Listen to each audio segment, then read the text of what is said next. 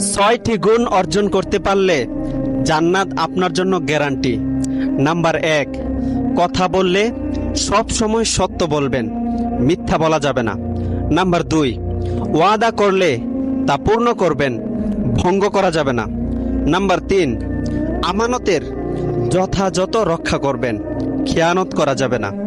Number 4, সব সময় নিজের লজ্জাস্থানের হেফাজত করতে হবে। নাম্বার 5, চক্ষুদ্বয়কে সবসময় নিচু করে রাখতে হবে, সংযত রাখতে হবে, চোখ দ্বারা কোনো গুনাহ করা যাবে না। নাম্বার 6, হাত ও জিহ্বা দিয়ে কাউকেই কষ্ট দেওয়া যাবে না, কাউকে গালি দেওয়া যাবে না।